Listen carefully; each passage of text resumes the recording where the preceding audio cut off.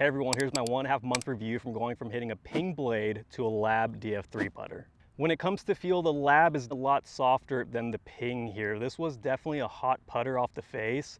So switching from this to the lab, I immediately noticed that I was coming up short with this putter. So it feels more like using a soft insert putter rather than this solid piece of metal here.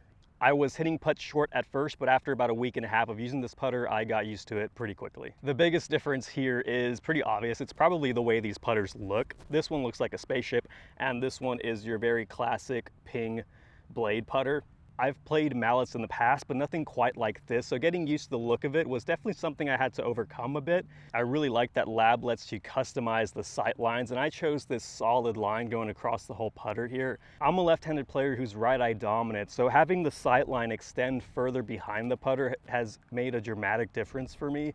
I had some issues at times feeling comfortable about where I was aiming with this smaller sight line on the ping putter. I had to be really meticulous about using the line on the ball, and even then sometimes that didn't feel right. So this has helped my confidence with those shorter putts for birdie or for par. The ping is a toe hang putter, and this face wants to open and close as you swing the putter. You feel all the weight down here.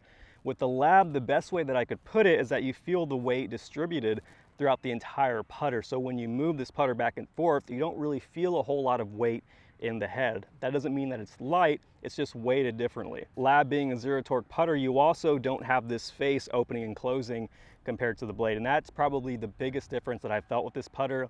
It took a little bit of getting used to, but I thoroughly enjoy that style of putting rather than having that face open and close. I was always very aware of that putter face opening and closing, and there were times where I felt like I had to almost compensate for that. I have the press 1.5 degree grip, which leans the shaft forward for you a little bit. I wasn't sure if I was going to be completely for that at the beginning, but I do really enjoy that it does that for me. With standard putters, there were times where my hands would lose that lean, and so having this set up for me helps a lot because I don't have to think about it. To sum it all up, I don't think I'll ever play a putter like this again, or even any other putter, because this has made that much of a difference. And I'm not just saying that.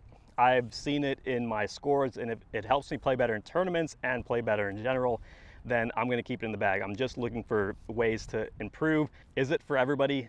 You kind of have to really try it for yourself. My buddy Jake loves his Scotty Cameron toe hang putter. He really likes having that face open and close.